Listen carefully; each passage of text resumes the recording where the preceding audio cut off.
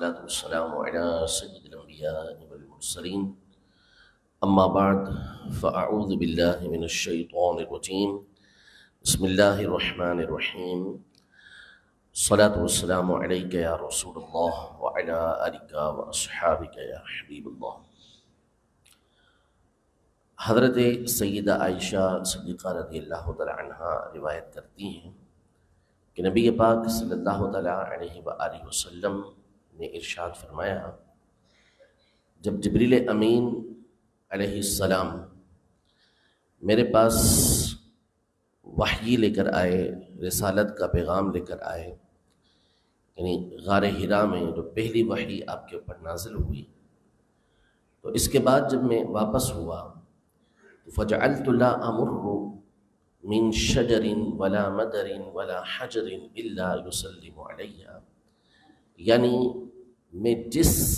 درخت کے پاس سے، جس پتھر کے پاس سے، جس ریت کے ٹیلے کے پاس سے گزرتا وہ مجھے سلام عرض کرتا تھا۔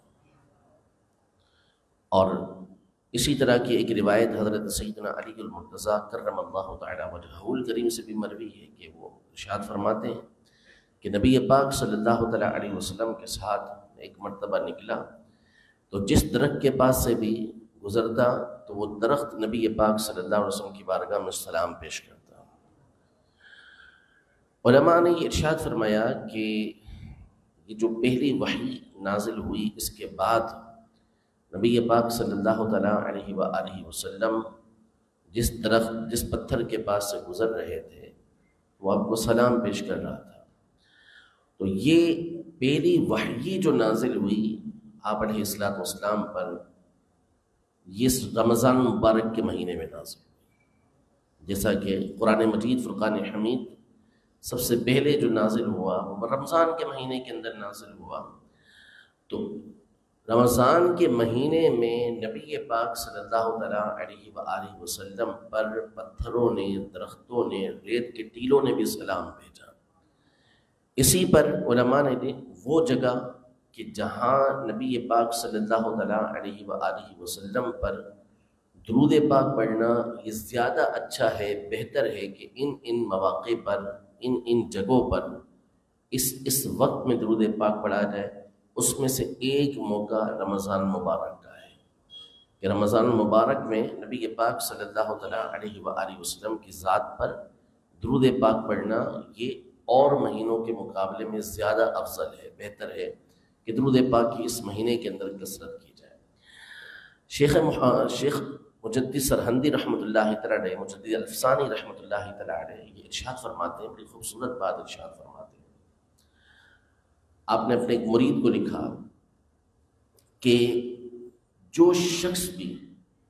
رمضان کے مہینے میں خوش دلی کے ساتھ اور ذوق و شوق کے ساتھ نیکیوں کے اندر اپنی زندگی کو بسر کرتا ہے، یعنی رمضان کو اس انداز میں گزارتا ہے کہ اس میں اللہ پاک کی عبادت کرے، نیکیوں والے کام کرے، تو اللہ پاک سارا سال اسے اس کام کی توفیق عطا فرماتا ہے کہ اس مہینے کے اندر اس نے یہ نیک کام کیے تو اللہ پاک سارا سال اسے اس کام کی توفیق عطا فرمائے گا۔ اور جو اسے بے پرواہی کے ساتھ گزار دے، ایسے ہی نکال دے دوسرے مہینوں کی طرح، تو فرمایا اندیشہ ہے کہ سارا سال اسی طرح بے پرواہی کے ساتھ گزرے اس کا۔ تو یہ مبارک مہینہ یہ ایک تدریب کا، یعنی پریکٹس کا مہینہ ہے کہ اس مہینے کے اندر بہت ساری چیزیں وہ ہوتی ہیں کہ جس کا بندہ اگر اپنے آپ کو عادی بنا لے تو اللہ پاک اس کی برکت سے سارے سال وہ کام کرنے کی توفیق عطا فرماتا ہے۔ اور نبی پاک صلی اللہ تعالیٰ علیہ وسلم پر درود پاک پڑھنا، تو آپ صلی اللہ تعالیٰ علیہ وسلم کی ذات پر اللہ پاک نے ہمیں درود و سلام بھیجنے کا حکم ارشاد فرمایا، یا ایھا الذین آمنوا صلوا علیہ وسلموا تسلیما، اے ایمان والو اس غیب بتانے والے پر درود بھیجو اور خوب سلام بھیجو۔ ہمیں حکم دیا گیا کہ درود و سلام نبی پاک صلی اللہ علیہ وسلم پر پڑھنا ہے، لیکن ہمیں حکم دینے سے پہلے اللہ پاک نے ارشاد فرمایا کہ ان اللہ وملائکتہ یصلون علی النبی، کہ ہمیں بعد میں حکم ہوا، پہلے یہ ارشاد فرمایا کہ بے شک اللہ اور اس کے فرشتے تو اس نبی پر درود بھیجتے ہی ہیں۔ درود کا مطلب ہوتا ہے، آپ جب کہتے ہیں اللہم صلی علی سیدنا محمد وعلی آل سیدنا محمد، اس کا معنی کیا ہے؟ اس کا معنی یہ ہے، اس کا مطلب یہ ہے کہ آپ کہہ رہے ہوتے ہیں کہ اے اللہ، ہمارے آقا، ہمارے سردار محمد صلی اللہ علیہ وسلم اور ان کی آل پر رحمت نازل فرما، رحمت نازل فرما۔ اور اللہ پاک درود بھیجتا ہے، اس کا مطلب یہ ہوتا ہے کہ اللہ پاک رحمت نازل کر رہا ہے۔ تو ہم یہ دعا کر رہے ہوتے ہیں کہ اے اللہ، محمد صلی اللہ علیہ وسلم پر رحمت نازل فرما۔ کیا نبی پاک صلی اللہ علیہ وسلم ہماری اس دعا کے محتاج ہیں؟ نہیں، ہرگز محتاج نہیں، ان پر رحمتیں ویسے ہی نازل ہو رہی ہیں۔ تو جب ہم درود پاک نبی پاک صلی اللہ علیہ وسلم کی بارگاہ میں پیش کرتے ہیں تو اس کا ثواب لوٹ کر ہماری طرف آتا ہے۔ دنیا اور آخرت ہر مقام پر اللہ پاک اس کا بدلہ عطا فرمائے۔ آخرت کے بارے میں ارشاد فرمایا کہ قیامت کی گھبراہٹوں سے، اس کی دشوار گزار گھاٹیوں سے، مشکل ترین مقامات سے جلدی نجات پانے والا وہ شخص ہوگا جو دنیا میں کثرت سے درود پاک پڑھنے والا ہوگا۔ اور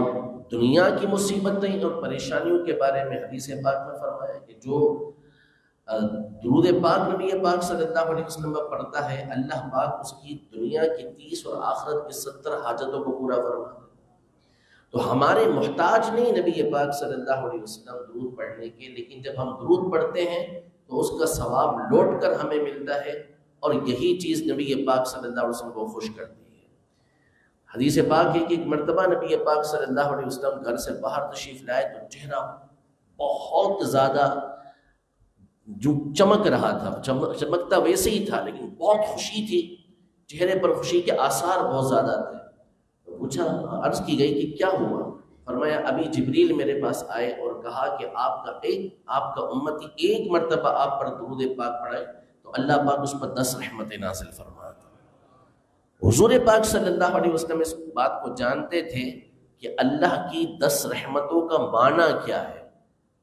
اس کا صلہ کیا ہے، اس کے ثمرات اور اس کے نتیجے بندے کو کیا ملیں گے۔ تو اپنی امت کے لیے اس فائدے کو دیکھ کر نبی پاک صلی اللہ علیہ وسلم خوش ہوا کرتے تھے، ورنہ آپ ہمارے درود پاک کی کیا محتاج ہیں؟ ہم انسانوں سے بہت زیادہ تعداد کے اندر فرشتے موجود ہیں جو ہر وقت نبی پاک صلی اللہ علیہ وسلم پر رحمت کی دعائیں کر رہے ہیں، اللہ پاک رحمت نازل فرما رہا ہے، لیکن ان کا خوش ہونا اس لیے کہ میری امت کو اس سے فائدہ پہنچتا ہے۔ تو اللہ پاک ہم سب کو درود پاک کی اس مہینے میں بھی کثرت کرنے کی توفیق عطا فرمائے۔ میں یہ بیان کرتا رہا ہوں کئی مرتبہ کہ چلتے پھرتے اٹھتے بیٹھتے، بھلے آپ کا وضو ہے یا نہیں ہے، درود پاک پڑھتے رہنا چاہیے، جتنا زیادہ پڑھ سکیں پڑھنا چاہیے، لیکن کم از کم کچھ نہ کچھ تعداد ایسی مقرر کر لیں کہ اس وقت آپ ہوں اور نبی پاک صلی اللہ علیہ وسلم کا تصور ہو۔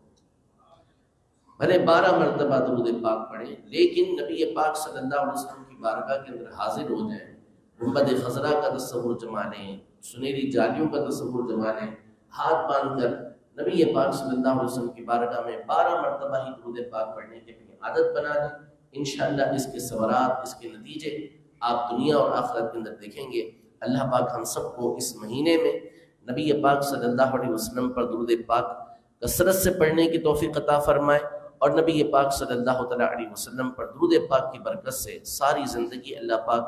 یہ مبارک عادت ہمیں نصیب فرمائے، اور اس کے صدقے ہماری مصیبتوں کو، پریشانیوں کو اللہ پاک دور فرمائے۔ آمین بجاہ النبی الامین صلی اللہ تعالیٰ علیہ وآلہ وسلم۔